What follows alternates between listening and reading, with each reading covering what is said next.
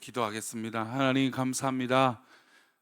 복된 찬양처럼 주의 가는 길 하나님 기뻐하시는 우리의 발걸음 되도록 인도하여 주시고, 이 시간 하나님 그 마음을 담아 말씀을 듣사오니 전하는 저에게나 듣는 우리 성도들에게 같은 마음 주시고 하나님 주신 신령한 은혜가 있게 하여 주옵소서.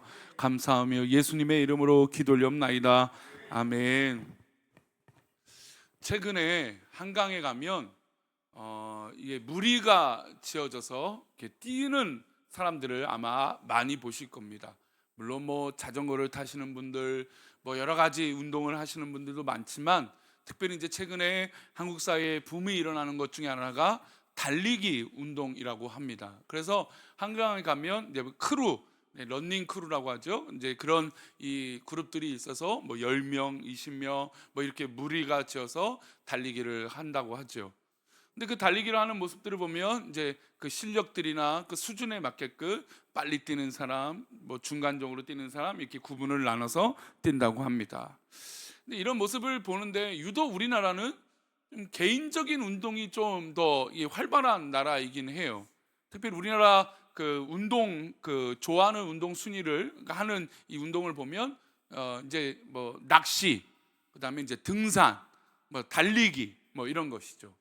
근데 뭐 같이 하는 운동들도 막 다 순위에 있지만 이 대표적인 스포츠가 이제 낚시나 이 등산은 사실 여러 명이 하는 게 아니라 누가 하는 거죠? 혼자 하는 스포츠입니다.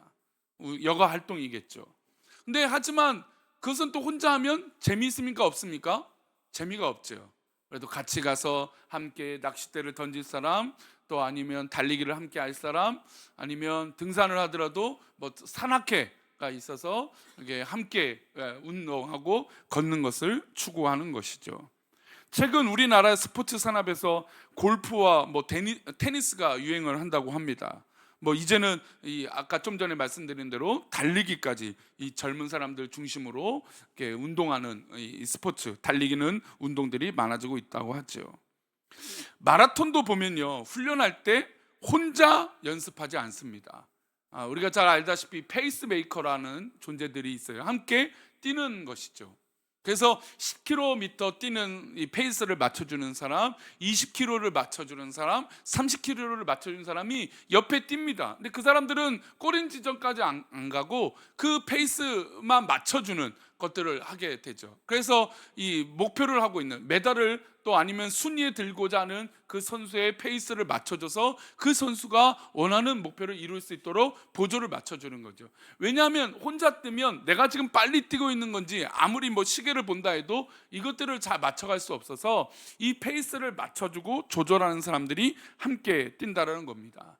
우리나라에서도요, 사실 이제 지금은 이제 마라톤이 뭐 금메달이나 메달을 따는 경우들이 없었지만, 뭐 황영조 뭐 이런 뭐 선수들이 뭐 금메달을 따고 메달을 딴 적이 있습니다. 근데 그때 뉴스들에 보면은 우리나라의 아프리카 쪽 선수들이 와서 함께 훈련하는 것들을 보신 적이 있으실 거예요.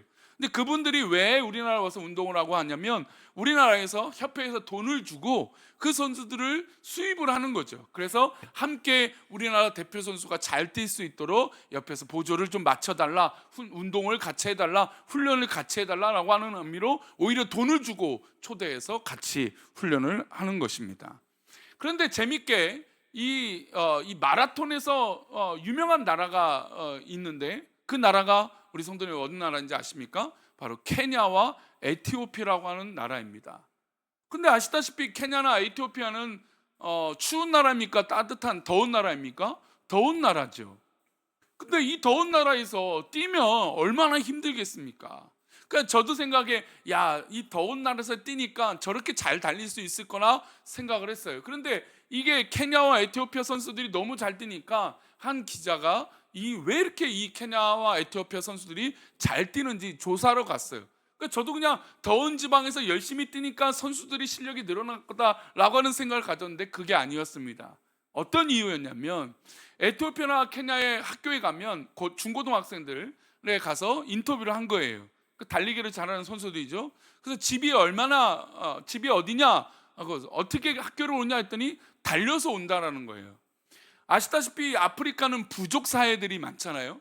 그래서 그 부족 사이들이 보통 학교에서 10km, 20km, 막 30km 떨어져 있는 거예요. 우리 어르신들 예전에 시골, 뭐 시골이라고 하면 좀 기분이 안 좋으신가요? 예전에 조금 어렸을 때 사셨던 동네에 보면 학교가 가깝지 않았어요, 그렇죠? 그래서 뭐 걸어서 10리, 20리를 갔죠. 그리고 뭐 자전거가 있으면 뭐 자전거를 타는, 신나게 자전거를 타기도 하고, 자전거가 있으면 좀 부유했던 가정인 것 같아요. 그리고 저 버스를 타거나, 지금 아주 옛날 얘기합니다. 예, 아주 옛날, 아마 저도 기억이 못하는 그 옛날 이야기일 거예요. 근데 그랬을 겁니다. 근데 마치 그런 것처럼 이 케냐와 에티오피아의 이 학교 중심에 가깝게 살지 못하는 거예요. 그래서 그 부족이들이 보통 10km, 20km를 하는데 이 아이들이 뛰어서 학교를 가는 거죠. 늦지 않게 해서. 보통 사람들이 빨리 걸어야 1시간에 얼마를 걷냐면, 정말 남자들이 빨리 걸어야 한 6km 정도를 걷습니다. 보통 한 4km에서 5km 정도 걷게 돼요. 1시간에 그렇습니다. 빨리 걷는 사람이 한 6km, 7km를 걷겠죠. 그러면 10km를 뛰어서 오려면 쉬지 않고 1시간을 걸어서 뛰어서 빨리 뛰어서 와야 되는 거예요. 그리고 20km 오려면 어떻습니까? 더 빨리 뛰어야겠죠. 그러니까 그게 습득이 된 거예요. 근데 비밀은 여기서만 있지 않습니다. 어떤 비밀이 있을까요? 이 아프리카 사람들이 어떤 사회라고요? 부족 사회인 거예요. 혼자 그렇게 뛰면 가다가 딴짓을 하겠죠. 그렇죠? 근데 부족 사회니까 누가 같이 가요? 부족 친구들하고 같이 뛰는 거예요. 그러니까 같이 친구들하고 누가 빨리 가냐, 누가 늦게 가냐 하면서 시합이 붙겠죠. 그래 10km, 20km 달리는데 막 20km를 1시간 반, 2시간 안에 뛰어 들어오는 거예요. 그러니 점점점 그 실력이 늘어났다라는 겁니다. 여러분, 우리가 혼자서 뭔가 목표를 이루면 나 혼자서 그것을 이룰 수 있을 것 같지만, 함께하는 페이스메이커와 함께 뛰어주는 동료가 없이는 그 목표를 온전하게 달성할 수 없다라는 것이죠. 그래서 이 부족 사회를 취재했던 기자가 놀랬던 거예요. 아니 20km를 뛰어오는데, 아침에 들어오는데 학생들이 힘들어 지치는 게 아니라 막 신나서 뛰어 들어오는 거예요.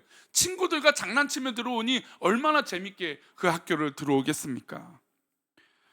케냐 선수들도 혼자 뛰었다면 아마 실력이 늘지 않았을 것입니다. 함께 뛰니 그런 실력이 늘어난 것이죠. 바로 공동체라는 건, 사회라고 하는 것은 바로 이런 의미가 있는 것입니다. 함께 봉사하고 함께 사역하고 함께 달려가야 한다는 것이죠. 하지만 교회 사역이라는 것이 또 어떻습니까? 함께 이렇게 한다고 해서 당장의 빛이 보여질까요? 그렇지 못할 때가 있습니다. 우리가 이렇게 수고하고 막 이 땀을 흘리고 열심히 내는데 당장의 열매를 못 맺을 때도 있다라는 것이죠. 그래서 오늘 본문은 그런 의미의 말씀을 우리에게 허락하고 있습니다. 우리 이사야 40장 3절인데요, 우리 화면을 보시고 함께 읽겠습니다. 외치는 자의 소리여 이르되 너희는 광야에서 여호와의 길을 예배하라, 사막에서 우리 하나님의 대로를 평탄하게 하라. 지금 외치는 자라는 것은 바로 하나님의 말씀을 대언하는 천사를 얘기하고 있습니다. 근데 이 천사가 소리를 내서 우리들에게, 그 이사야 선지자에게 말을 하고 있는 거죠. 너희는 광야에서 여호와의 길을 예배하라, 그리고 사막에서 우리 하나님의 대로를 평탄하게 하라라고 하는 이 메시지를, 말씀을 전해주고 계시는 겁니다. 우리가 아시다시피 하나님 말씀을 받으면 이것이 만약에 하나님 말씀이라면 얼마나 귀합니까? 그렇죠? 그런 하나님 말씀을 받는데 얼마나 귀하고 놀라워요. 그런데 이 말씀이 가만 생각하니까 그냥 쉬운 말이 아니라는 거예요. 너희는 광야에서 여호와의 길을 예비하라는 겁니다. 아니 여호와의 길을 예비하면 좋은 장소, 좋은 곳, 우리가 기뻐하는 그곳에서 예비하는 것이 더 좋지 않겠습니까? 그런데 하나님께서 외치는 자, 천사의 이 말을 통하여 전해주시는 게 광야에서 여호와의 길을 준비하라는 겁니다. 또 게다가 그 다음에 있는 이 광야 같은 어디에서 하나님의 대로를 평탄하게 하라는 겁니까? 사막에서 하나님의 대로를 평탄하게 하라는 것입니다. 뭐 우리나라가 60, 70년대, 80년대 초반까지 중동 붐이 일어나서 인력을 수출해서 중동에서, 사막에서 건물을 짓고 댐을 건설하고 뭐 여러 가지 길을 만드는 이 건설 사업에 우리 어른들도 상당히 많이 이 중동에 다녀오신 분들도 있더라고요. 그렇게 일들이 있지만 지금이야 장비가 있고 그래서 정말 기적 같은 일을 이 중동에서 우리나라 최근에도 대단한 건물들 또 뭐 유럽에서도 뭐 한다 하면 참 우리나라는 그런 건설 좀 불가능한 것들을 참 이뤄내는 그런 참 대단한 민족 같아요. 그런데 지금이야 뭐 최근에야 그런 건물을 뭐 하는 이 기계들이 많지만, 아니 이 이사의 시대에 사막에서 길을 내라, 이게 어떻게 가능한 일입니까? 사막을 평탄하게 봤자 바람만 불면 어떻게 될까요? 그 길은 없어집니다.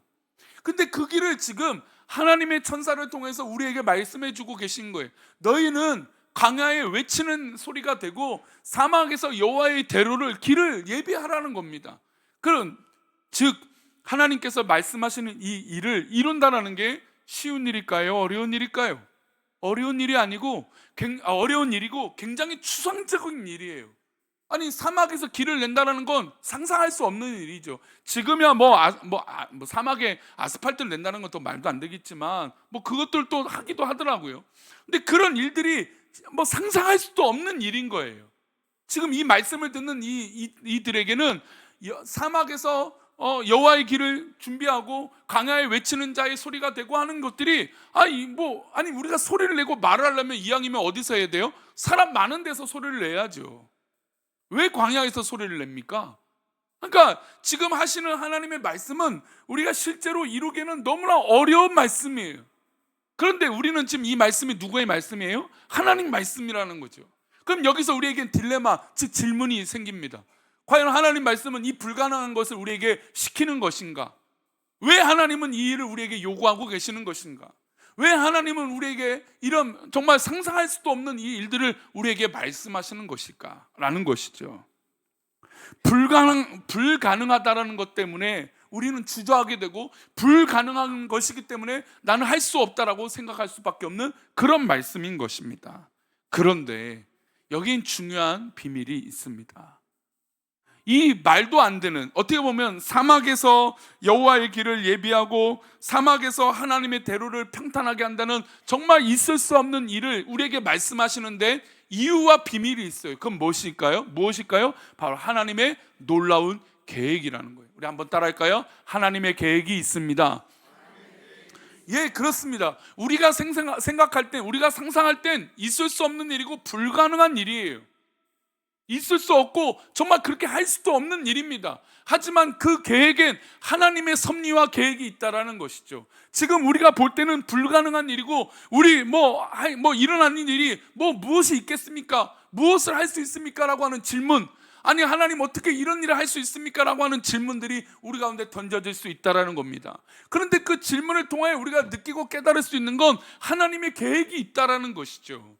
우리의 삶 속에 하나님의 계획이 있는 줄 믿습니다. 살아가는 우리 교회에 하나님의 계획이 있는 줄 믿습니다. 이 나라 이 민족 가운데 하나님의 계획이 있는 줄 믿습니다. 우리가 그 계획을 믿고 기도하는 거예요. 지금에는 눈에 보이지 않고 이해할 수 없고 상상할 수도 없고 바라볼 수도 없는 일들이 우리 가운데 있을지라도, 그러나 하나님의 계획을 믿는 자들은 불가능이라는 것을 점치는 것이 아니라, 상상은 그것을 생각하는 것이 아니라 하나님의 말씀을 생각하는 것이죠. 하나님의 말씀에 순종하여 우리가 그 사역을 감당할 때 일어나는 일들이 있다라는 것입니다. 우리 4절 말씀인데요, 이 광야의 같은 길에서 외쳤을 때 어떤 일이 있을까요? 함께 읽겠습니다. 골짜기마다 도두어지며 산마다 언덕마다 낮아지며 고르지 아니한 곳이 평탄하게 되며 험한 곳이 평지가 될 것이요. 예, 이 이유는 하나님께서 그 일을 책임져 주신다는 겁니다. 사막에서, 광야에서 외치는 자의 소리가 되고 사막에서 길을 예비하고 하나님의 길을 준비하고 나아갈 때 하나님께서 그 길을 책임져 주신다는 것이죠. 즉 여기서 중요한 기로에 서 있는 겁니다. 아무것도 하지 않고 아무것도 길을 걸어가 보지 않고 순종하지 않으면 이 은혜를 경험할 수 없는 것이죠.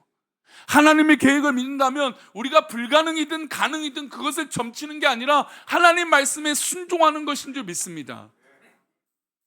그래서 우리는 이 여름에 하나님의 말씀을 선포하는 거예요. 여러분, 이 길을 예비하기 위해서 세례 요한을 예수님보다 먼저 보내셨죠. 광야에 외치는 자의 모태가 됐던 이 세례 요한이 그 사역을 감당합니다. 그런데 세례 요한의 시대는 어떻습니까? 말 그대로 로마의 핍박을 받던 그 시대입니다. 근데 그 시대에 누구나 사람이 태어나면 뭔가 영웅이 되고 싶고 잘 되고 싶습니다. 근데 세례 요한은 광야에서 정말 메뚜기를 먹고 석청을 먹으며 그곳에서 외치는 자의 소리가 됐던 것이죠. 주님의 길을 예비하고 준비했던 겁니다. 물론 세례 요한은 그렇게 순교하고 삶을 마무리하게 됩니다. 그러나 예수님께서 그를 칭찬하셨어요. 뭐라고 칭찬하셨습니까? 여인 중에 낳은 자 중에 가장 위대한 자라고 칭찬하셨던 것이죠.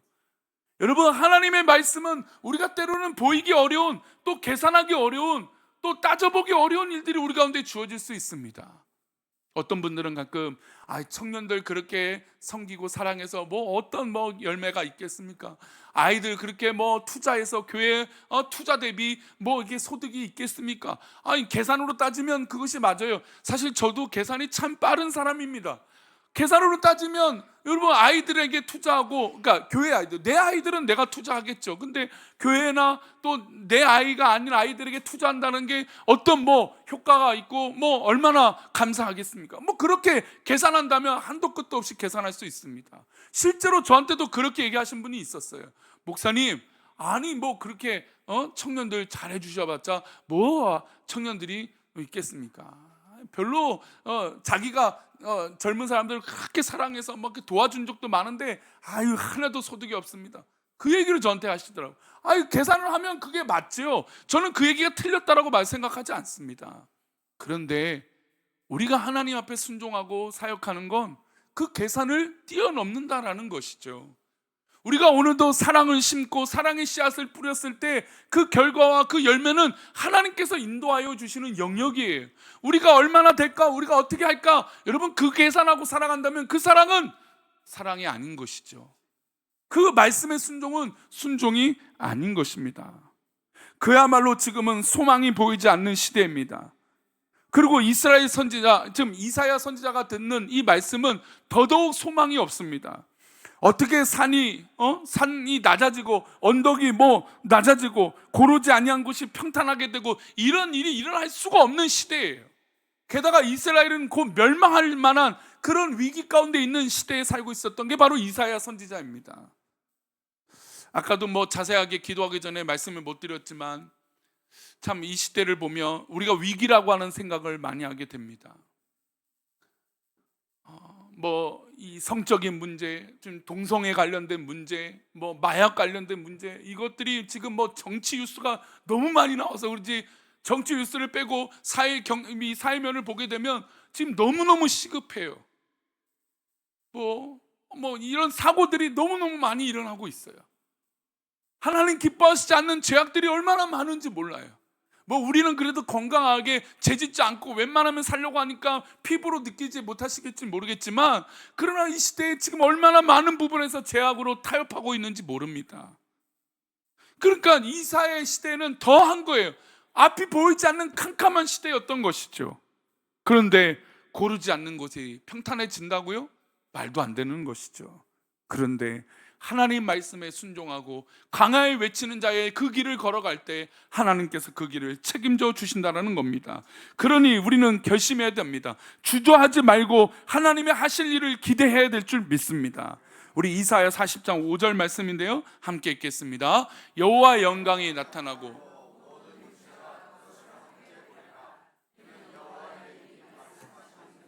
하나님께서 의심할 만한 우리들에게 다시 한번 확증해 주신 겁니다. 너희가 광야에서 외치는 자의 소리가 되고 우리가 사막에서 여호와의 길을 예비할 수 있는 그런 순종이 있으면 하나님의 영광이 나타나고 모든 육체가, 우리들이 모두 그것을 보게 될 거라는 겁니다. 그리고 여호와의 입이 하나님께서 직접 말씀하셨다라는 것이죠. 우리가 함께 하나님의 사역을 감당하는 여름입니다. 이번 주 유초동부 성경학교를 시작하며 여름 사역이 시작되죠. 사실 우리는 이미 전교인 수련회부터 잘 달려가고 있습니다. 순간순간마다 얼마나 하나님의 큰 기적이 있는지 모르겠습니다. 그런데 이런 행사들과 사역들이 그저 담당하는 교사들만 수고하고 어떤 특정한 사람들만 헌신하는 것이 아니라 우리 온 성도들이 믿음을 담기를 소망합니다. 그리고 우리가 함께 보았으면 좋겠습니다. 지금 이 말씀을 하시는 거예요. 여호와의 영광이 나타나고 모든 육체가 그것을 함께 보자는 것이죠. 여기서 우리가 함께 지금 저 화면을 보시든, 우리가 예배 드릴 때 쑥스러운 분들은 화면을 보시고 저를 직접 보신 분들은 한 3분의 1, 이게 성향 따라 다르더라고요.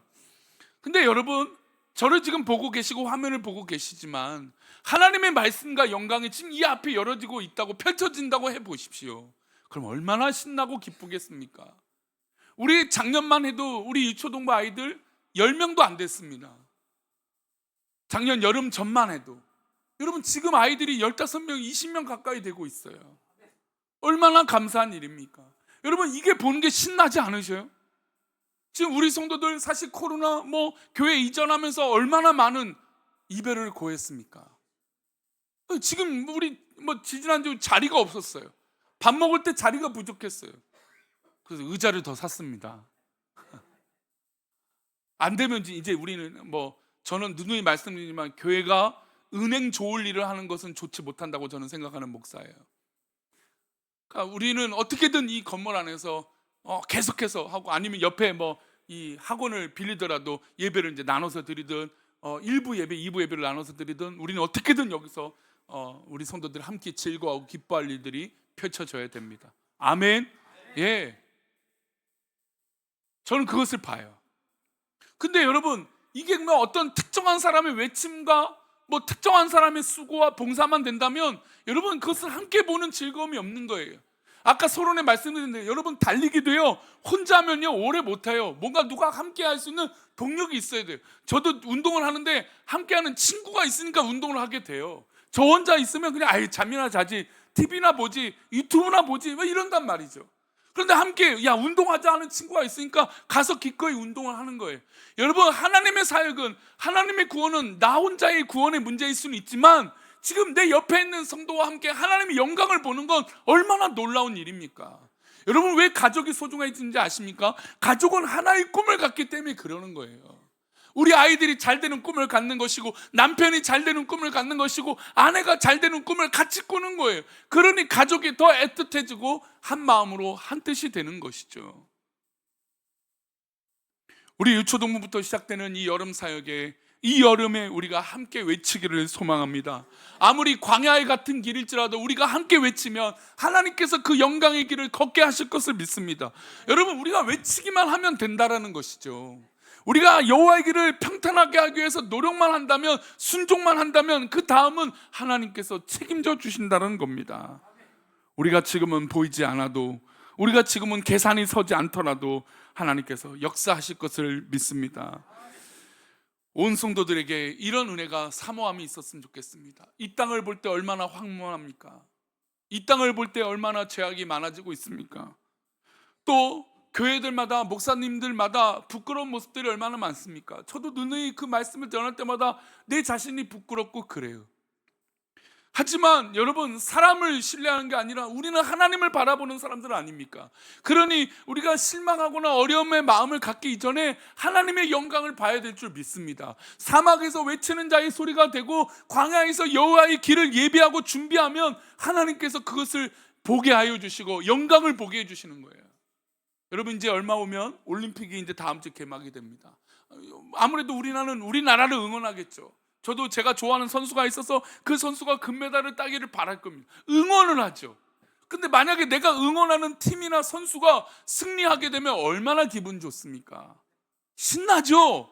여러분, 영광을 본다라는 건 바로 여기에 있어요. 하나님의 영광을 우리 여름 사역 가운데 펼쳐질 줄 믿어요. 여러분, 그러면 관심이 없는 사람들은 못 보는 거죠. 왜요? 순종하지 않으니 볼 수가 없는 겁니다. 그러나 믿음의 눈을 가지고 그 영광을 바라보기 시작하고, 응원하기 시작하고, 격려하기 시작하고, 순종하기 시작하면 우리 모두 다 그 승리의 나팔을 보는 그 기쁨을 다 누리게 된다는 것이죠. 그러니 이번 여름에 더도 말고 함께 하나님의 영광을, 말씀을 외쳐봅시다. 사랑을 외치고 복음을 외치고, 때로는 광야에서 외치는 자의 소리가 되어도 기꺼이 그 소리를 외쳐봅시다. 그러면 하나님께서 그 길을 우리에게 열어주실 것을 믿습니다. 우리 그런 마음으로 다 같이 일어나셔서 이 땅의 황무함을 벗어서 함께 찬양하며, 우리의 마음 가운데, 우리의 삶의 영역 가운데 황무함을 고쳐달라고, 이 죄악을 고쳐달라고 그런 마음으로 하나님 앞에 찬양하겠습니다.